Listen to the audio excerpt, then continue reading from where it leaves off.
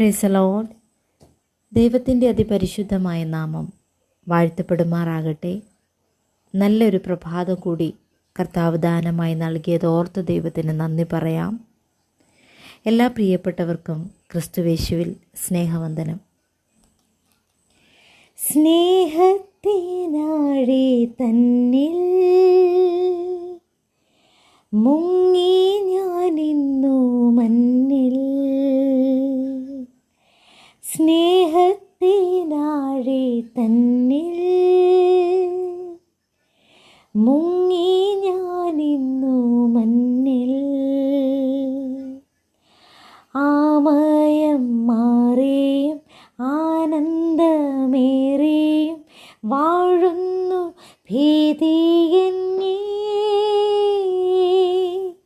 Hallelujah, ആമേൻ, hallelujah. യേശുവേ നിൻ പാദം കുമ്പിടുന്നേ, യേശുവേ നിൻ പാദം കുമ്പിടുന്നേ, യേശുവേ നിൻ പാദം കുമ്പിടുന്നേ. ദൈവസന്നിധിയിൽ കടന്നു വന്നിരിക്കുന്ന എല്ലാ അഭിഷക്തന്മാർക്കും അഭിഷക്തമാർക്കും പിതാക്കന്മാർക്കും മാതാക്കന്മാർക്കും ക്രിസ്തയേശുവിൻ്റെ നിസ്തുല്യ നാമത്തിൽ സ്നേഹവും ക്രിസ്തീയ വന്ദനവും അറിയിക്കുന്നു. അനുഗ്രഹിക്കപ്പെട്ട ഒരു പ്രഭാതവേളയ്ക്കായി കർത്താവിനെ സ്തുതിക്കുകയാണ്, സ്തോത്രം ചെയ്യുകയാണ്. ദൈവശബ്ദം കേൾക്കുന്ന എല്ലാവർക്കും ദൈവം ഇന്ന് പകൽക്കാലം അനുഗ്രഹവും നന്മകളും വാഴ്ത്തത്വങ്ങളും നൽകട്ടെ എന്ന് കർത്താവിൽ പ്രാർത്ഥിക്കുന്നു. ആത്മാവിൻ്റെ വലിയ മഹത്വം ഇന്ന് പകൽക്കാലം വെളിപ്പെടേണ്ടതിന് വളരെ പ്രാർത്ഥനയോടും തികഞ്ഞ ദൈവാശ്രയത്തോടും നമ്മൾ ദൈവത്തിൻ്റെ പാദപീഠത്തിലേക്ക് ശരണമാക്കുമെങ്കിൽ ഉറപ്പായിട്ടും പരിശുദ്ധാത്മാവ് നമ്മുടെ നടുവിൽ ഈ പകലിൽ ഇടപെടുവാൻ സർവശക്തനായ ദൈവം തന്നെയാണ്. ആമേൻ. Praise the lord. കാലാകാലങ്ങളിലും ദൈവത്തിൻ്റെ സന്നിധിയിൽ മുഴങ്കാൽ മടക്കിയ സകല ജനത്തിനും വേണ്ടി ദൈവം അത്ഭുതങ്ങളെ ചെയ്യുന്ന ദൈവമാണ്. അങ്ങനെയെങ്കിൽ ഇന്ന് പകൽക്കാലവും ദൈവത്തിൻ്റെ വലിയ സാന്നിധ്യം നമ്മുടെ കൂടാരത്തിൽ വെളിപ്പെടേണ്ടതിന് വളരെ പ്രാർത്ഥനയോടെ നമുക്ക് ദൈവസന്നിധിയിൽ കടന്നു വരാമല്ലോ. പരിശുദ്ധാത്മാവ് വളരെ ശക്തമായി നമ്മോട് പിന്നെയും സംസാരിപ്പാൻ കർത്താവിൻ്റെ കരങ്ങളിലേക്ക് നമ്മെ തന്നെ ഏൽപ്പിക്കാം. ആമേൻ, സ്തോത്രം. ഇന്ന് പകൽക്കാലം ഈ പ്രഭാതത്തിൽ അല്പനിമിഷം ധ്യാനിപ്പാൻ യോഹന്നാൻ എഴുതിയ സുവിശേഷം 2-ാമത്തെ അധ്യായം അതിൻ്റെ പ്രൈസ് ദി ലോർഡ് 3-ാമത്തെ വാക്യം ഇന്ന് പകൽക്കാലം വായിക്കുന്നു. 2-ാമത്തെ അധ്യായത്തിൻ്റെ 3-ാമത്തെ വേദാംശം. വീഞ്ഞ് പോരാതെ വരികിൽ യേശുവിൻ്റെ അമ്മ അവനോട് അവർക്ക് വീഞ്ഞ് ഇല്ല എന്ന് പറഞ്ഞു. സ്തോത്രം. 4-ാം വാക്യത്തിൽ യേശു അവളോട്, സ്ത്രീയെ, എനിക്കും നിനക്കും തമ്മിൽ എന്തും? എൻ്റെ നാഴിക ഇതുവരെ വന്നിട്ടില്ല എന്ന് പറഞ്ഞു. നമുക്കറിയാം, ഇവിടെ കാനാവിൽ ഒരു കല്യാണത്തിൽ യേശുവിനെയും ശിഷ്യന്മാരെയും മാത്രമല്ല യേശുവിൻ്റെ അമ്മയെ അവിടെ ക്ഷണിച്ചിരുന്നു. എന്നാൽ യേശു അവിടെ എത്തുന്നതിന് അല്പം മുൻപ് തന്നെ വീഞ്ഞ് അവിടെ വളരെ ലഘുവായി കാണപ്പെടുവാനിടയായി. സ്തോത്രം. വീഞ്ഞ് അവർക്ക് എങ്ങനെ ലഭിക്കും, അല്ലെങ്കിൽ വീഞ്ഞ് തീരാൻ പോകുന്നു, അത് തീർന്ന അനുഭവത്തിലേക്ക് വന്നപ്പോൾ യേശു അവിടെ ഉണ്ടായിരുന്നു.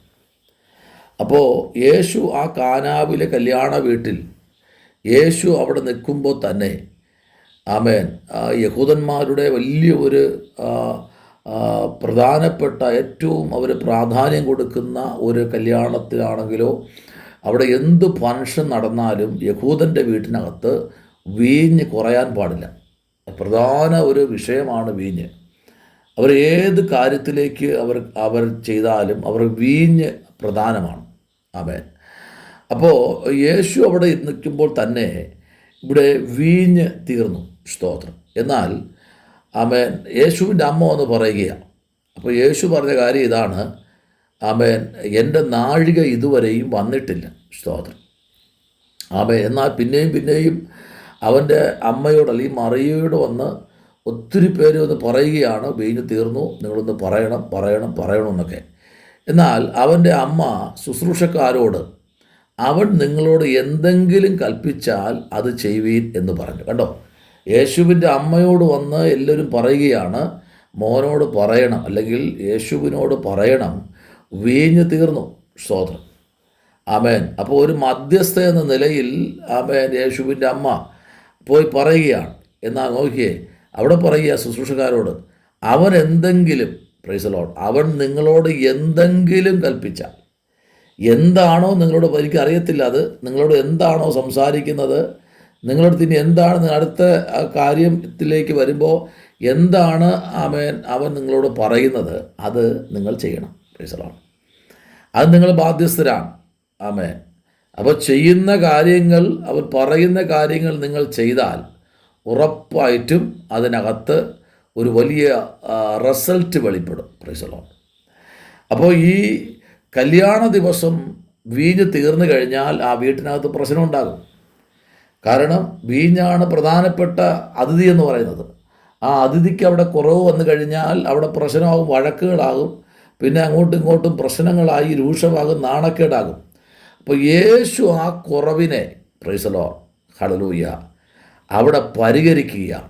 സ്തോത്രം. ആമേൻ.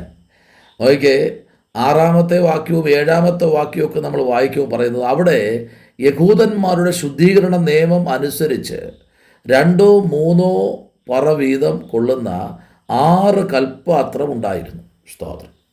അപ്പോൾ ഒരു യഹൂദൻ്റെ വീട്ടിൽ ഒരു യഹൂദൻ പോകുമ്പോൾ ആ യഹൂദൻ്റെ കാൽ കഴുകാൻ വേണ്ടി ഒരു കൽപ്പാത്രം, കൊത്തിയ പാത്രം, ഈ കൽപ്പാത്രം അവിടെ വച്ചിട്ടുണ്ട്. അപ്പോൾ കൽപ്പാത്രത്തിനകത്തുനിന്ന് വെള്ളം കോരി കാൽ കഴുകി ആലിംഗനം ചെയ്ത് ആ യഹൂദൻ്റെ വീട്ടിലേക്ക് കയറ്റാൻ നാളുകളായി കിടക്കുന്ന, അതായത് 2-3 പറ വീതമുള്ള കൊള്ളുന്ന 6 കൽപ്പാത്രം. അപ്പോൾ വർഷങ്ങളായിട്ട്, എനിക്ക് തോന്നുന്നു ഒരു കൽപ്പാത്രം ചിലപ്പോൾ ഒരു 3, 4, 5 വർഷമൊക്കെ അവരുപയോഗിക്കും. അത് കഴിഞ്ഞിട്ട് അവനെ മാറ്റിയിടും, അടുത്ത് വേറെ കൽപ്പാത്രം കൊണ്ടുവയ്ക്കും. അങ്ങനെ 6 കൽപ്പാത്രം കിടപ്പുണ്ട് അവിടെ, പല തരത്തിലുള്ളത്. 1, 2 പറയാകാം, ചിലപ്പോൾ 3 പറയാകാം.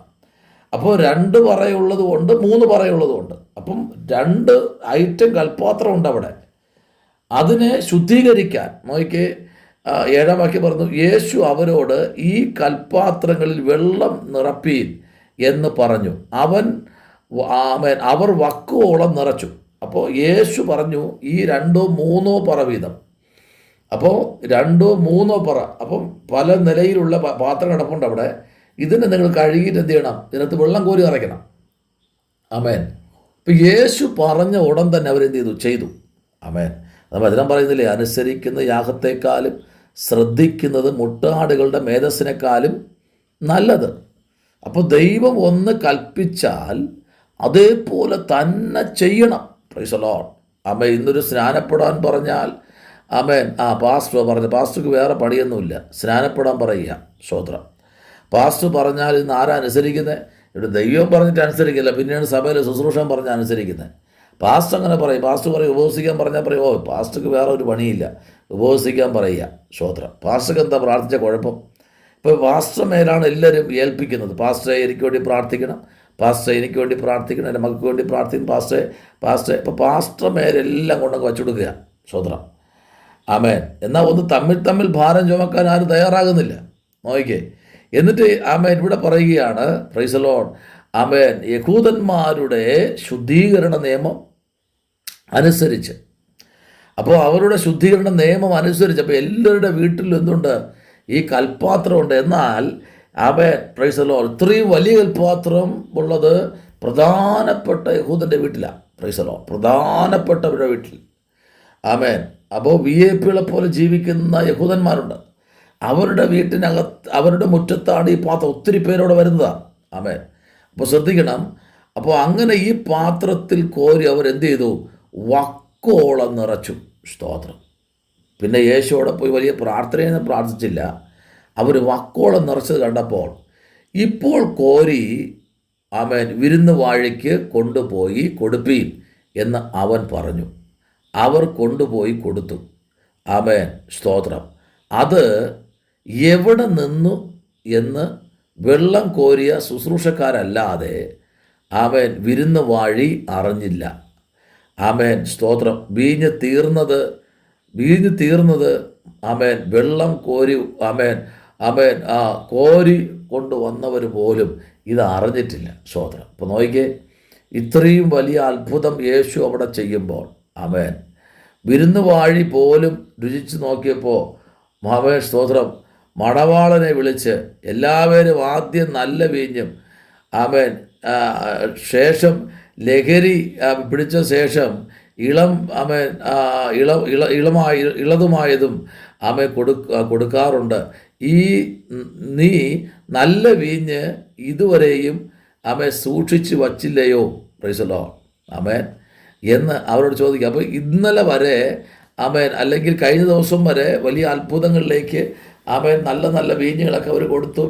പിന്നെ ആയപ്പോൾ പക്ഷേ അതല്ല, ഇതുവരെ ചെയ്യാത്ത, ഇതുവരെ അവരെ കുടിക്കാത്ത ഒരു വലിയ ആമേൻ നല്ല അനുഗ്രഹമുള്ള ഒരു സ്വാദഭോജമായൊരു വീഞ്ഞ അവിടെ കൊടുത്തു. നോക്കിയ 11 വാക്യം പറഞ്ഞു, യേശു ഇതിനെ അടയാളങ്ങളുടെ ആരംഭമായി ഗലീലയിലെ കാനാവിൽ വച്ച് ചെയ്ത തൻ്റെ മഹത്വം വെളിപ്പെടുത്തി. സ്തോത്രം. അവൻ്റെ ശുശ്രൂഷക്കാർ അവനിൽ വിശ്വസിച്ചു. Price the Lord. അവൻ്റെ ശിഷ്യന്മാർ അവനിൽ എന്ത് ചെയ്തു? വിശ്വസിച്ചു. അപ്പോൾ അവിടെ ശുശ്രൂഷ ചെയ്തുകൊണ്ടിരുന്ന അല്ലെങ്കിൽ വിരുന്നുവാഴി വരെ ഈ അത്ഭുതം കണ്ട് ആമേൻ അതിശയിച്ചു പോയി. Price the lord. ആമേൻ, നീ നല്ല വീഞ്ഞ് ഇതുവരെയും ആമേൻ സൂക്ഷിച്ചു വച്ചുവോ? ആമേൻ, ഹല്ലേലൂയ. കണ്ടോ? അപ്പോൾ നല്ല വീഞ്ഞിനെ മാറ്റി വച്ചു. അപ്പോൾ കർത്താവ് കൊടുത്തതെന്നറിയാമോ? പുളിച്ചതല്ല കൊടുത്തത്, അല്ലെങ്കിൽ കയ്പല്ല കൊടുത്തത്. പിന്നെ ഏതാ? അടിപൊളി നല്ല വീഞ്ഞാണ് കൊടുത്തത്. ഇന്ന് കർത്താവ് ഈ പകലിൽ ചില നല്ലത് നിൻ്റെ വീട്ടിൽ ബെസ്റ്റായ ചെയ്യാൻ പോയാൽ സ്തോത്രം. നിൻ്റെ ഭവനത്തിനകത്ത് കർത്താവ് എന്ത് ചെയ്യാൻ പോകുന്നു? ബെസ്റ്റ്. ആമേൻ.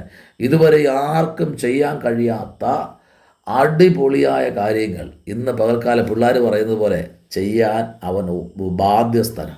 ഏൽപ്പിച്ചു കൊടുത്താൽ മതി.